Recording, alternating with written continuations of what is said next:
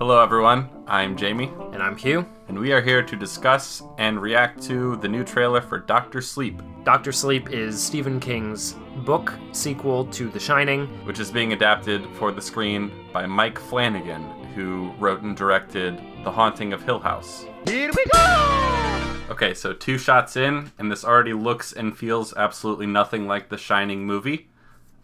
So there's that. I don't know what is going on with modern horror movies recently, but all of them seem to be using this exact kind of color palette where everything's really dark and moody, but yet also somehow is still pushing the colors. Very saturated and sickly looking. Yeah, I mean, if I didn't know that this was a Dr. Sleep trailer, that this was a sequel for The Shining, I would think that this was just The Haunting of Hill House 2, or like The Conjuring 7.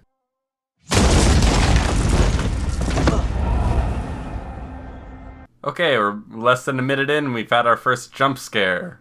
Great. Remember all the jump scares from the original Shining movie? Neither do I. I've seen this a few times now. I still don't get why he falls off the bed since it's against the other wall, but... I guess it shook the whole house. Who knows? You're magic. Like me. I absolutely hate this, like, knockoff Bartok music that they've got.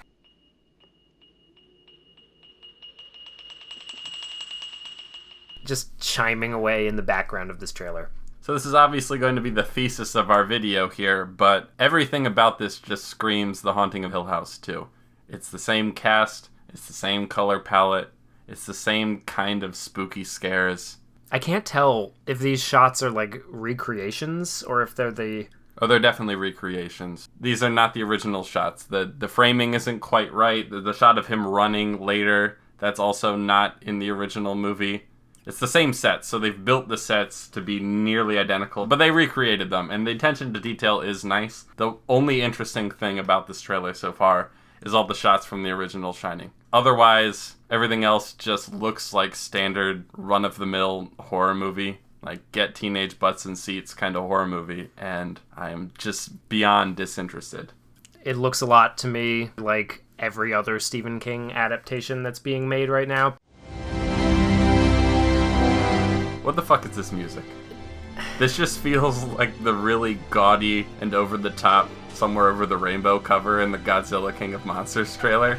Like, it just... I don't think it's a quote of any other music used in The Shining. I don't know what it is. Is it maybe some kind of exploded and, pumped up version of Midnight, the Stars and You from the end? I was listening and I couldn't tell, maybe. It wasn't obvious. So there's so much going on in this trailer that tells me nothing about what the story behind the movie is going to be. And I know that this is, I think, a teaser. Yeah. We looked up a plot synopsis for the book, Dr. Sleep. We're not going to spoil it for you now in case you're really looking forward to this movie. But I think they're probably making the smart move by not going too much into the plot for this movie because it's really dumb. You know the way the book, is just a cocaine-fueled hodgepodge of absolute insanity? So is Dr. Sleep. It's probably worth mentioning how Stanley Kubrick adapted the Shining novel in the first place and how Stephen King feels about it. Stephen King does not like the Shining movie. He actually kind of detests it. Did you like Kubrick's film of The Shining? No. Cold. I'm not a cold guy. Because what Stanley Kubrick did was more or less change everything, and I'm not really exaggerating, even small details. If a scene was outside, it's inside now. Wendy Torrance in the novel is a strong, independent, blonde woman, and in the movie, she's a meek, helpless brunette. Tony, Danny's imaginary friend. In the novel, it's a little kid that he sees and perceives outside of him, whereas in the movie, he's a little bit lives in my mouth. Probably the most important difference for me between the two is Jack's character. In the novel, Jack isn't truly evil. He's being possessed by evil spirits in the hotel. In the movie, Jack actually is the evil one, and he's torturing his family because he resents them, and he's just a malevolent person. What do you find scarier? Stanley Kubrick clearly thinks that the evil inside of human beings is scarier than some mystical outside force that's just possessing otherwise decent people and making them turn evil. It's a difference of opinion. You might find one scarier. You might find one more compelling for a horror movie. In my opinion, every change made in the movie is for the better. I would even go so far as to add that almost every single one of Stephen King's books works better as a film because he's not the one who's in charge of making the creative decisions. It feels to me that the reason Stephen King doesn't like Stanley Kubrick's version of The Shining is because it changed up his ideas and was more successful than his book. Basically what we're saying is The Shining as a movie is one of the most iconic horror movies ever made, precisely because it really changed and reworked and revamped all the ideas present in the Shining novel, which is why no one remembers the miniseries that Stephen King tried to make. Does anyone remember it? Has anybody seen it? Just look at these clips of the miniseries The Shining next to Stanley Kubrick's and tell us which one you think Dr. Sleep more closely resembles. And yet, Dr. Sleep is mimicking and aping off all the iconic songs and images from Stanley Kubrick's The Shining because we all know that's the better movie. Having seen the entirety of The Haunting of Hill House and having read the plot summary of the book of Dr. Sleep, I know what is probably going to happen, and no spoilers, but it may or may not involve a CGI reconstructed Jack Nicholson. We're in for a wild ride. At the end here, there's a shot of Ewan McGregor in what is clearly the Overlook Hotel years later, and it's all decrepit and kind of spooky looking. I hate this so much, it's hard to put it into words, but I'm gonna try. Part of what makes The Shining, Stanley Kubrick's The Shining, one of the more iconic horror movies ever, is that it completely reverses the trope of the spooky hotel. It's clean and brightly lit, okay? And this movie is just undoing what made the original movie interesting. And I hate it. This looks just like that shit in Oculus that he did, too, a few years back. And, yeah. I mean, all of it, I'm starting to realize all of his movies, all of Mike Flanagan's movies look exactly the same. And I'm not sure who looked at every movie that he's ever done that looks just like this and was like, you know who'd be a good spiritual successor to a Stanley Kubrick version of The Shining? That guy.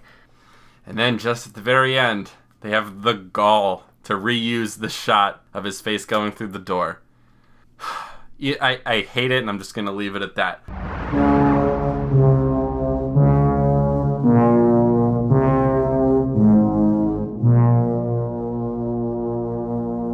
This is a really small thing, but why cut out the final note of that tune?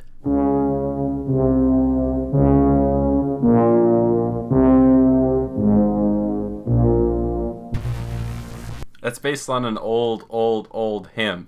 There's a syllable there that they just like, oh, it just reeks of they didn't pay enough attention. It's a small thing, but it's emblematic, I think. Now, when I heard that they were going to make this movie, I actually had some hope. I thought, if it's going to be based on a Stephen King novel, someone could take that raw material and actually sculpt something interesting and compelling out of it. I think it is possible to do a sequel to The Shining that does justice to the original movie and create some new things of its own. I think it is possible. I'm not the kind of person who thinks, oh, they shouldn't have touched... Why does everything have to be a sequel nowadays? I do think sequels can be really strong. But this guy? Really? His movies feel nothing like The Shining. They're the kind of movies that The Shining is a breath of fresh air in comparison to. So let's play a little game here. Because I agree, I think it would be possible to do a good spiritual successor to Stanley Kubrick's The Shining in the hands of the right creative individual. And I have one in mind. Okay. And I'm interested to hear what you think of that and who you think would be like a good choice. I know this is kind of a little bit of a risk. I know that he's a bit of an oddball. Let's hear it, Hugh. Let's hear it. I'm going to say David Lynch. I think David Lynch could do a really good job at creating a sequel to The Shining, and I'm mostly saying that because I know that Kubrick showed everybody who was involved in the production of this film Eraserhead, basically on a loop in order to make sure that they understood the vibe and the feeling that he was trying to get with The Shining. And I think that if you gave David Lynch that opportunity, because he had so much respect for Stanley Kubrick and because they were so similar in their theories of what makes things scary, I think he would be able to pull it off. That's a good answer. I think I have a better answer, but I do like yours. Okay, I've given it some thought, and I think I'm going to go with Yorgos Lanthimos. Oh, okay. All right. Dogtooth, The Lobster, Killing of the Sacred Deer. Now, if you've seen The Killing of the Sacred Deer, that's a Stanley Kubrick movie. Everything about it just feels like him. The wide shots, the symmetry, the really kind of dark vibe. It has some comedic moments in it, too, kind of like The Lobster and Dogtooth have. The Favorite, even. The Favorite even feels a little bit like a lesbian version of Barry Lyndon. It's a little weirder than Barry Lyndon, but there's something there. Well, anyway, I think that'll about do it for us. Let us know what you think down in the comments. All 8 of you. All 8 of you that are subscribed to this channel, let us know what you think. And we'll see you next time. We're going to drop a long-ass review of Annihilation, striking while the iron is completely room temperature. Stick around. Have a good one.